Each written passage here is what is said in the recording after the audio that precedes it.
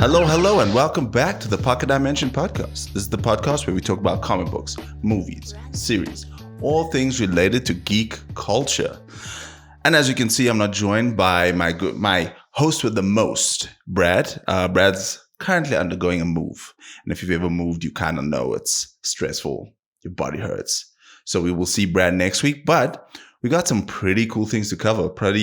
Some pretty cool stuff happened. Pretty cool announcements that happened this past week. But speaking on that, if this is your first time joining us, welcome, hello, and just a quick breakdown of the show. So, first segment we're gonna jump into is the Wizard segment, which is all our news, current news, geek news. We kind of like discuss that, talk about that, and then we jump into the call order, which we had said for 2023 we're going to change it up. So we're going to be mentioning the books that's coming out in the week to follow. So when you do comic book shopping, you know what to look out for. And then we're going to do the comic book club. That's our third and final segment, but it'll be a little bit different today, seeing as I'm by myself. So we won't have a specific comic book club, but I will be talking about the books that I read this past week. Was really slim pickings. Mostly, actually, all of them were like Marvel books. But there were two books on the list that I hadn't mentioned in previous call orders. So yeah, we will go through that. But first, let's jump into the Wizard segment. First up, so earlier last week, DC and James Gunn had announced their Chapter 1, essentially their first phase of the DCU movies, or DCU. Titling it Chapter 1, Gods and Monsters. I kind of like the idea of chapters and like introducing. So it's obviously Chapter 1 and then Gods and Monsters. That's quite interesting. So, but before I kind of dive into like the titles that were announced, I know someone like part of the news was that like it's not just going to be like movies and live action series similar to like the MCU. They're going to incorporate games as well as animation. So all four of those like crafts will kind of build the world that will be the DCU essentially. And then if I'm not mistaken, James Gunn also had said that if, say for instance, an actor is playing Batman in the live action, he will do the voiceover for animation and gaming as well. So that I find quite interesting. But my one gripe with that is if you're not really like I don't really game that much. I mean, put me in the room with the boys, we jamming some UFC, but I'm not really up to date with like with like gaming. For instance, I watch movies and series mostly. So I'm just worried that if you do kind of fall, like if you're not following a particular part, does that rob you of the experience or of the world? I'm like gonna dive into a movie and something that happened in a game that will be like reference or like a vital key. Am I gonna miss out? So that's like really my only gripe. But listen, let's talk about like the titles that were announced. So first up is a movie, Superman Legacy. This one is quite interesting. This is going to be interesting because I know this follows like a younger Superman or younger Clark Kent. So not necessarily Smallville vibes, but like completely focused on like his whole teenagehood. But just a younger Superman coming into his own, which I find is quite interesting. Yeah, I mean, there's not really much I could really say much about that. I know the image used is, shout out to my boy Byron, because that was when I got into Action Comics, I put out like a poll, put out like a question asking like people, what are your favorite Superman runs? Because for like a little bit of context, I'm not much of a Superman fan. I prefer Batman. I was also under the assumption that Superman's like unnecessarily OP. So I was like, I never had any interest in like reading Superman. I enjoyed Man of Steel and I enjoy the movies, but reading wise, I'm just not interested in Superman until I picked up Action Comics. I was like, oh, okay, maybe there are like better stories. I know some people have mentioned Kingdom Come, which is like an older Superman, older Clark Kent, older Superman, which I haven't read as yet. I know that's illustrated by Alex Ross, but I'm quite interested in that one. But yeah, I got a lot of Superman reading to do. All right, the next one is The Brave and the Bold. This is quite exciting because this is obviously Batman movie, but it's going to be introducing Damian Wayne. Damian Wayne's actual son. So if you're not a comic book fan, you kind of know Batman and Robin, but there's been multiple Robins: Dick Grayson, Jason Todd, Tim Drake, and then I want to say it's the last Robin, as far as I'm aware. The introduction of Damian Wayne is really interesting for me because I find Damian to be a really interesting character. He is, he's just like, it's a thorn in Bruce Wayne's side, because obviously he's raised by his mom, raised by Ra's al Ghul. So he's got like this menacing ninja side, and it poses as an obstacle for Bruce Wayne, which I kind of like, which I'm down for. The next title, so back to Super Family, is Supergirl: World of Tomorrow. Oh, and that's going to be a movie. So that's quite interesting because that's based on the Tom King run, which I haven't read, but I've heard a lot of good things about. I've heard a lot of people. I'm a big fan of Tom King. I tend to fall off his stuff. Like I started reading Strange Academy, but that's a me problem. That's not necessarily saying that his writing is bad or anything. Like I'm too stupid to follow. But this is quite interesting because it's more towards the sci-fi type thing. And I think it's Kara L. No, I could be wrong. I'm not a Supergirl fan. Again, not super into the Superman family, but I'm interested. I'm interested in it. Next is characters I'm not familiar with. Is the Authority. So that's going to be a movie as well. The only kind of association, or the first time I actually came across the Authority was in Action Comics yet again. So there was a 4 or 5 issue run prior to the War-World saga, called Superman and the Authority, written by Grant Morrison, if I'm not mistaken. But I didn't read that. I didn't read that miniseries, but in Action Comics, when they had ventured to War-World, the Authority was helping Superman out with that. So I'm not really familiar with those characters. I'm not against it because I'm kind of like going cold, rather going cold. See, and if those characters pique my interest, then I'll maybe go back and see what's good, see what's the appropriate reading material to kind of follow up on that. The next project I am super keen for, and I know we had put up a poll for of this announcement. What is people mostly what are people excited about? And there were 2 that stuck out. So this is one of them: Swamp Thing movie. I'm a big Swamp Thing fan. I enjoy Swamp Thing. The Ram V run. I have the Ram V run. The latest run is one of the most. Oh man, it's transcending. That book is transcending. But yeah, I'm quite excited to see where that will go. If we get a Justice League Dark, John Constantine, Deadman, Etrigan, just bring them all on. Bring on the whole Justice League Dark. The next is an animated TV show, which would be Creature Commandos. Again, no idea. No clue on those characters. Nothing really I can say about that. The next TV show is will probably be, So it's the Waller, Viola Davis, who played in previous Suicide Squad.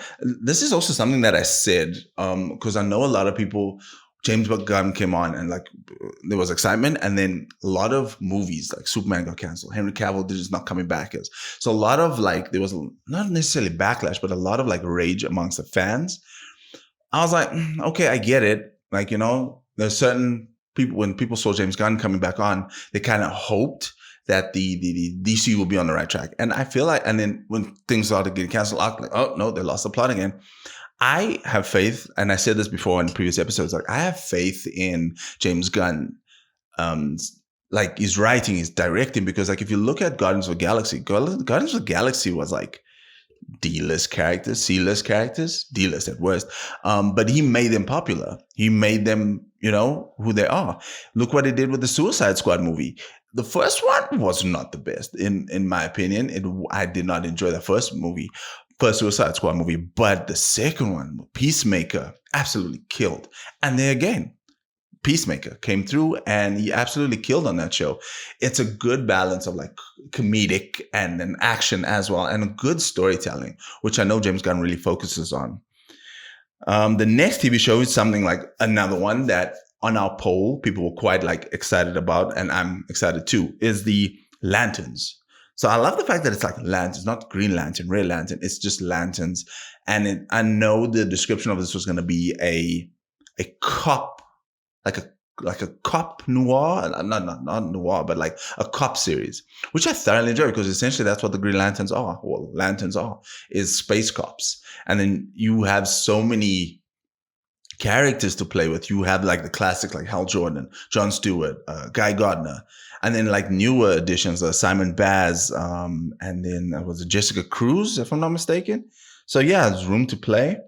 The last two TV shows is Booster Gold and Paradise Lost. Booster Gold, I know, is like a very comedic character. I mean, on the fence, it could be 50-50 with Booster Gold, dependent on your preference in characters. But Paradise Lost is interesting as well, because if I'm not mistaken, that will be centered around like a younger younger Wonder Woman, younger Diana on Themyscira. So that would be interesting. So the only thing that I can kind of like trying to see like timeline wise how this is going to work out, because you got a younger Clark Kent, you got a somewhat younger Diana, Wonder Woman, and then an older, or well, at this time, Bruce will have a child, depending on how old this. And when Damian Wayne's introduced, he's at least like 10. So we're looking at like maybe a 30, 35, mid-30s Batman. So just how that trio is going to work with the age dynamic, but depending on the timeline. But listen, we'll see how it works out. Yeah, that was the movie news, the movie announcements of DCU. I don't think we got anything new from the MCU as yet. Yeah, let me know what you guys think. What are you excited for? What are you keen for on the DC side of stuff? Now just for like a little bit of comic book news. So if you know me, I'm a major like X-Men fan, and currently the current era of X-Men, the Krakoa era, has been quite interesting because, I mean, Jonathan Hickman kicked it off, and then there's a lot of like things that's been happening for the past, 3 years or so? Yeah, it's 2019, 2018, 2019, 2020, 2021. Yeah, in 2022. So that's about 4 years. So it seems like we headed towards the fall of X, because I know that was announced for later in the year. But currently we're in the Sins of Sinister. And the build up to Sins of Sinister has just been absolutely bonkers. Once Sins of Sinister ends, we'll do kind of like a comic book club on it. And we'll cover like the lead up to it, because there's a lot of lead up to it. But Marvel has announced like 4 new books leading up to the fall of X. So this probably take place after Sins of Sinister and prior to Fall of X. So the first one is Sons of X. So on the cover, you've got Legion, Nightcrawler's mom, Nimrod. So when I do like the comic book club of this week, we're talking about Legion of X issue 10. Legion of X is an extremely convoluted book, because it's like there's a lot happening at once, and it's hard to kind of keep up with sometimes. But so this seems like it's going to be following up on that and kind of like dealing with, I'm assuming dealing with like Legion and what it means to like his relationship between him and Charles, because obviously that's strained. And then Nightcrawler seems to be in this weird, like submissive state, and it's fighting internally on that. The next book is the Sinister Four, actually, which if you've been keeping up, so this I'm gonna put the spoiler warning here. If you've been keeping up with X-Men, especially Mortal X-Men, it was kind of revealed that Mr. Sinister isn't the only Sinister, isn't the only Nathaniel Essex. I think it's in issue 8 of Immortal X-Men. Destiny stumbles upon the cloning farm of Nathaniel Essex, and there's been 4 canisters with the suits, card suits. So you got the diamond, you got the club, you got the heart, you got I'm missing one, spade. And it's been revealed in X-Men that part of Orcus, but listen, we'll dive into all of that. So this book I'm pretty excited for. On the cover, you got like the Quiet Council. So essentially, I feel like this is what so Immortal X-Men is changing to Immoral X-Men during the period of Sins of Sinister. I feel like this is what will follow up with that. The next book is Mutant First Strike. This is going to be interesting. I have no idea what this is for, but it looks like Cyclops, Jean, and if I'm not mistaken, Bishop on the cover. And it looks like Secret Mission. So I don't know what to expect from this book. I'm just excited. It looks like Secret Ops, but more towards the X-Men, not necessarily X-Force. And then the book I am most excited for, The Heralds of Apocalypse. So that means Big Daddy A is coming back. And that is extremely exciting because, again, if you've been keeping up with the X-Men, after 10 of Swords, it was revealed that, Krakoa and Araku were one, Okara, and that got split, whatever the case may be. Apocalypse and the Original Horsemen dove into this dimension to kind of like, it's a whole spiel. But at the end of that event, Apocalypse, his wife Genesis, and his 4 kids, essentially the 4 horsemen, kind of like went back to Amenth, and we haven't seen or heard anything from Apocalypse. I know a lot of people were speculating that with perhaps Judgment Day, Apocalypse may come back. They were like, Sins of Sinister is a Age of Apocalypse-esque story. Maybe it'd come back for that, but I don't think that's possible. But yeah, that's mainly what the news has been this past week. A lot of exciting stuff, both comic books as well as film. Yeah. Shall we dive into the call order? Okay, so call order for February 8th. That is this week's comic book. So when you go comic book shopping, you know what to look out for. So let's just kick it off with like the Marvel side of stuff. We got, what's interesting? Yes. So we got Alien issue 6, Black Panther issue 14. I had no idea Black Panther's on issue 14 already. I kind of fell off Black Panther. So I don't know if you've been keeping up. Is it worth picking up again? Daredevil issue 8. Daredevil has been one of my favorite books since issue 1. The lead up between Daredevil and the newly found Fist army, and trying to head up against the Hand. And now the Hand on Punisher's side, actually, Punisher has been, there's a war coming, and I'm here for it. I know in the previous issue there was the lead up to it, so I'm quite excited to see that showdown. Ghost Rider issue 11. I'm not reading Ghost Rider. I know Brad is. He was advocating for it a lot, so quite excited. Well, if you're reading that, let me know. I'm pretty sure he's excited about it.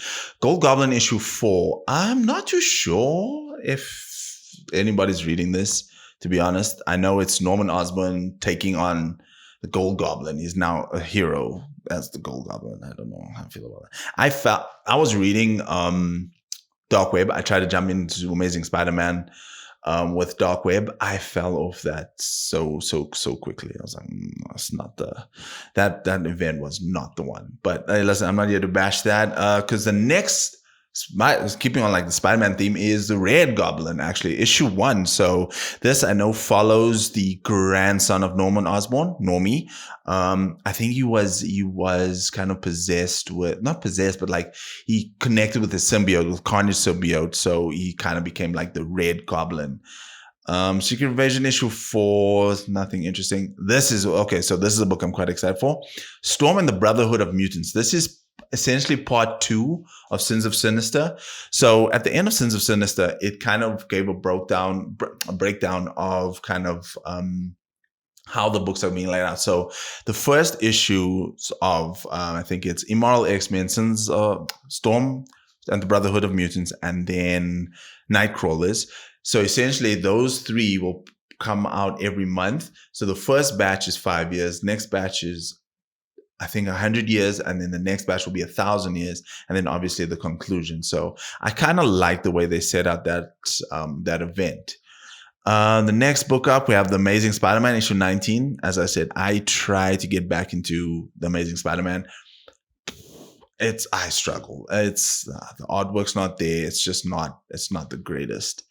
That's kind of the books for Marvel. Let's look at DC. DC's got Batman 132. This still Chip Zdarsky and Jorge Jimenez. This book took me for a while. I did a binge read about the week before last. just to try and like catch up with what's happening with Batman. And not gonna lie, this arc took a turn I didn't expect coming. I was like, okay. But yeah, so having lots of fun with Batman. What's next? The Lazarus Planet Next Evolution. If you're sticking with the Lazarus Planet event, I thought it was essential. I didn't pick up any of the Lazarus Planet, so I can't really recommend much on that. If you're reading it, listen, let us know. Poison Ivy issue 9, Monkey Prince issue 11. Hey, Scooby-Doo, where are you? Issue 120. It looks like a really small week for DC next week, because we have the last but not least, The Flash 792. And I know currently there is this arc is the Minute War. This is part 3. So if you're reading that, let us know how it is. Over at Image seems to be a little bit better. I mean, still kind of, slim though. We've got Bloodstained Teeth, issue 9. I haven't read that. I assume it's vampires. We've got Little Monsters, issue 10. No idea what that is. Monarch, issue 1. So this is a tale of terror and high-stakes science fiction hit close to home. Growing up in a city of Compton is tough enough as it is, but as Traven has learned all too well, growing up as an orphan in the city of Compton with gang members hunting you down every day is even tougher.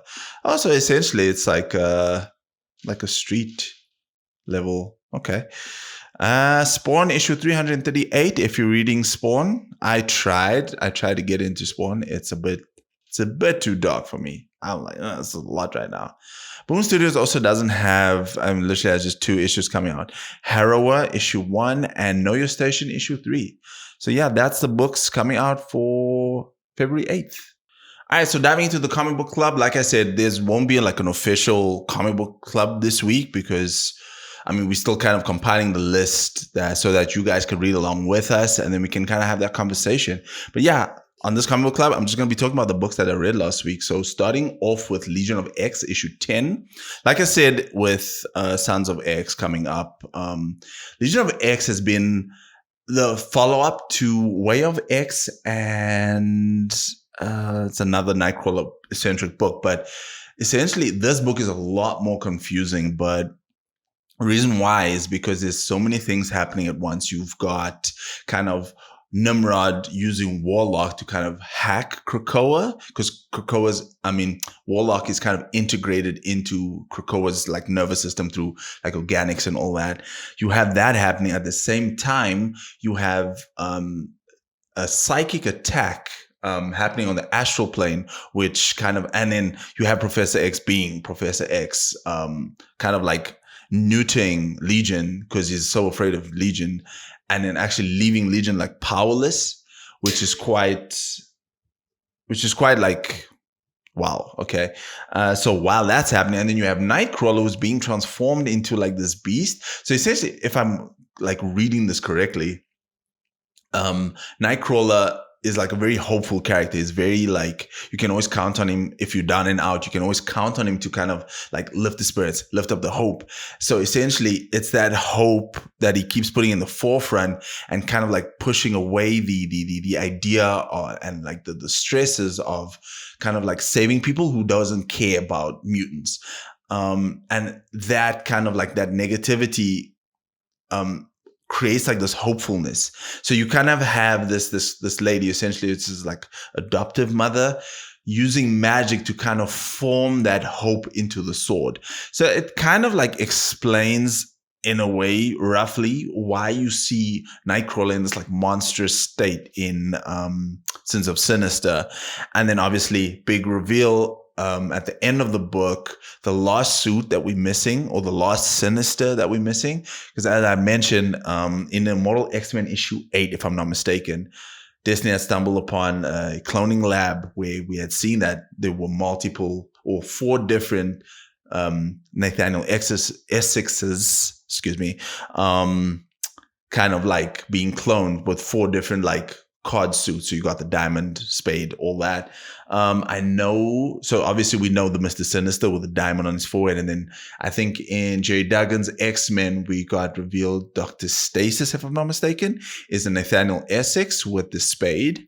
In X-Men Red, Orbis Stellaris, who's actually the club Mr. Sinister. And then obviously the final heart is now this Mother Righteous, which was introduced in Legion of X, which is it's quite interesting because you have a mutant, you have a human who actually hates mutants. That's Dr. Stasis. And then you have a cosmic level, like Doctor, like, I don't know if it's Orbis Stellaris. It's like cosmic level because he's like on life support in this like space bubble.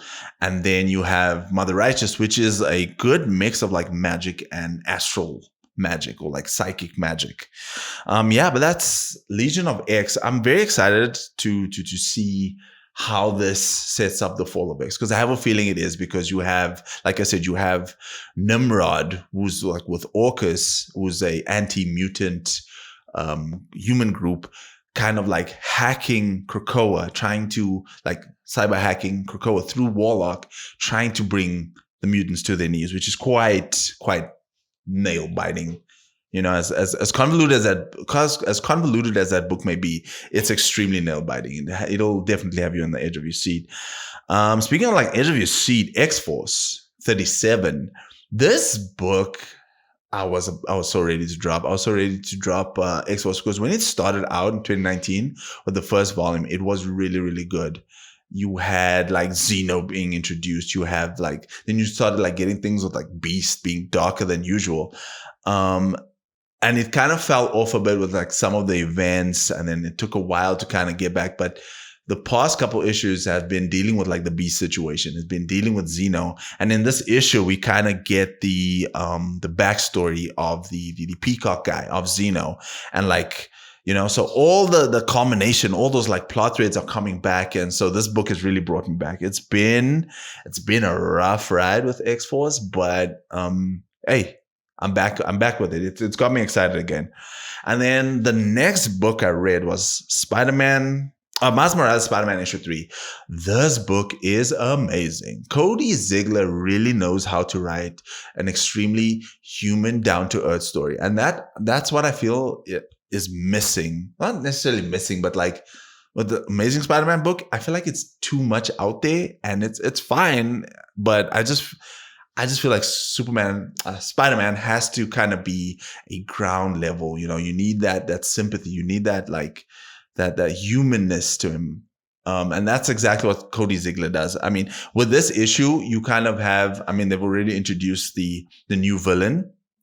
And then in this issue, you kind of get like a quick 5 to 6 page backstory, simple. And again, telling a very human story, giving the bad guy, the villain, essentially like the motivation and why they're doing the actions that they're doing. And then you kind of get like a little bit of a showdown between the Rabbler and Miles. So hey man, it's a super interesting book. It's only 3 issues, so I'm with it so far. And then like I said, there was 2 books that I hadn't mentioned last week. We hadn't mentioned last week on the call order.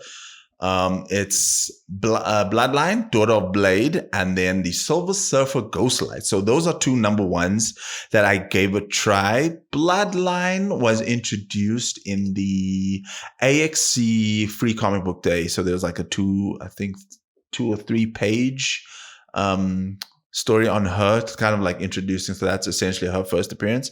If you kind of like care about speculation and all that, that book was all right. I wasn't too I mean, it's introducing a new Daywalker. It's Blade's daughter essentially. If you're into like the vampires and like teenage angst, that's definitely a book for you. And then you got Silver Surfer Ghostlight, which was relatively okay. I mean, it's kind of both first issues, so it's setting up kind of like what part of the Marvel universe we're in, and then like setting up these characters. Ghostlight's quite interesting because you kind of have like this family that's like moved out of their normal life and into this home that the brother left. And essentially the brother knows Norrin Rad. So I'm curious to see. I might stick with Silver Surfer a bit more just to see where it goes, because Silver Surfer is an extremely interesting character, and if I'm not mistaken, we haven't had a Silver Surfer book for a while. So yeah, I've always seen him. Like I've seen him pop in like Thor and Fantastic Four. So I'm curious to see where this goes. This character of Ghost Light, and yeah. Hey, but listen, thank you for joining me today. And if you haven't already, follow, subscribe. Hit us up on socials, man. We always down to talk. If you're not aware, we actually have a Discord where we just have a conversation. Show us what you're reading, what you picked up. Yeah. Until next time. Peace.